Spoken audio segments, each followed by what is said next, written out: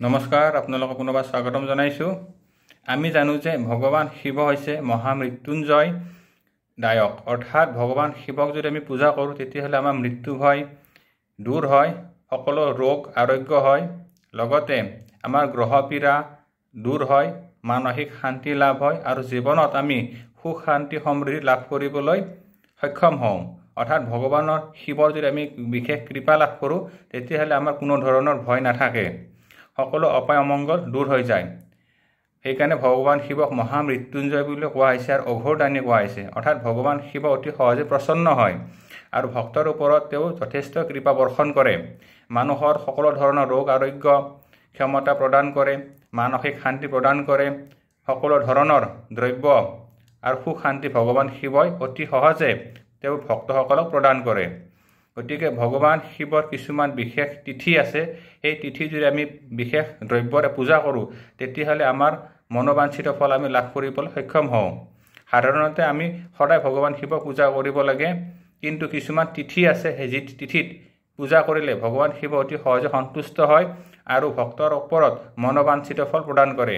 আজি আমি আলোচনা কৰিম তেনে এটি আহিবলগীয়া তিথিৰ বিষয়ে, যিটো তিথিত আমি যদি অকণমান ভগৱান শিৱক প্ৰাৰ্থনা কৰোঁ তেতিয়াহ'লে আমাৰ সমস্ত ৰোগ নাশ হ'ব, লগতে আমি জীৱনত সুখ শান্তি সমৃদ্ধি লাভ কৰিবলৈ সক্ষম হ'ম, সকলো গ্ৰহ পীড়া সকলো বাধা দূৰ হৈ যাব। ভগৱান শিৱক যদি শ্ৰদ্ধা ভক্তি সহকাৰে প্ৰাৰ্থনা কৰা হয় তেতিয়াহ'লে তন্ত্ৰ মন্ত্ৰজনিত সকলো বাধা দূৰ হৈ যায়। সেই তিথিটো হৈছে আহিবলগীয়া চম্পক চতুৰ্দশী তিথি।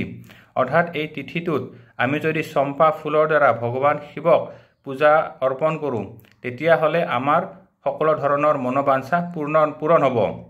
এই তিথিটো আহিছে 20 জুন 5 আহাৰ বৃহস্পতিবাৰ, ৰাতিপুৱা 6:25 পৰা এই তিথি আৰম্ভ হ'ব আৰু এই তিথি শেষ হ'ব 21 জুন 6 আহাৰ শুক্ৰবাৰ ৰাতিপুৱা 6:38।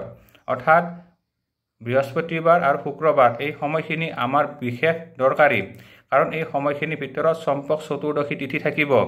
এই চম্পক চতুৰ্দশী তিথিত আমি ভগৱান শিৱক চম্পা ফুলৰ দ্বাৰা যদি পূজা কৰোঁ, লগতে বেলপাত পঞ্চদ্ৰব্য অৰ্পণ কৰোঁ, গংগা জলেৰে অভিষেক কৰোঁ, তেতিয়াহ'লে আমাৰ মনোবাঞ্ছিত ফল আমি লাভ কৰিবলৈ সক্ষম হ'ম।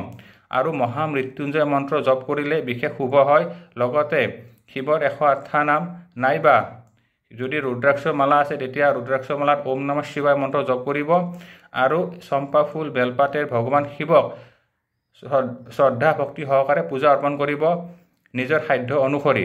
লগতে এই সময়খিনিৰ ভিতৰত আমি নিজ ঘৰতে চম্পা ফুলৰ দ্বাৰা পূজা কৰিব পাৰোঁ, নাইবা ওচৰত যদি আমাৰ ৰাজহুৱা শিৱ মন্দিৰ আছে বা যিকোনো শিৱলিংগত আমি চম্পা ফুল অৰ্পণ কৰি ফুল বেলপাত জল অৰ্পণ কৰি ভগৱান শিৱক প্ৰাৰ্থনা কৰোঁ, তেতিয়াহ'লে আমাৰ সকলো ধৰণৰ অশুভ শক্তি আঁতৰি যাব, ৰোগ আৰোগ্য হ'ব, মানসিক শান্তি লাভ কৰিবলৈ সক্ষম হ'ম, সকলো গ্ৰহ পীড়াজনিত ৰিষ্টৰ পৰা আমি মুক্ত হ'ম। অৰ্থাৎ আমি যি সংকল্প কৰোঁ সেই সংকল্পৰে আমি ভগৱান শিৱক প্ৰাৰ্থনা কৰিলে আমাৰ মনৰ কামনা পূৰ্ণ হ'ব।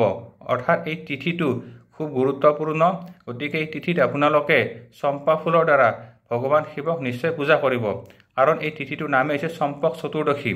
এই তিথিটোত বা এই দিনটোত বিশেষ দিনটোত চম্পা ফুলৰ দ্বাৰা ভগৱান শিৱক পূজা কৰিলে ভগৱান শিৱ অতি সহজে প্ৰসন্ন হয় আৰু ভক্তৰ সকলো মনোবাঞ্ছা পূৰ্ণ কৰে। বিশেষভাৱে এই তিথিটোত মাহাত্ম্য আছে যে যি ভক্তই শ্ৰদ্ধা ভক্তি সহকাৰে ভগৱান শিৱক প্ৰাৰ্থনা কৰিব তেওঁৰ সকলো ৰোগ আৰোগ্য হ'ব আৰু তেওঁ মৃত্যু ভয়ৰ পৰা মুক্ত হ'ব পাৰিব।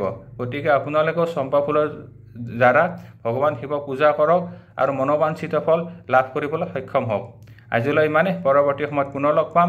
ধন্যবাদ। ওম নমঃ শিৱায়।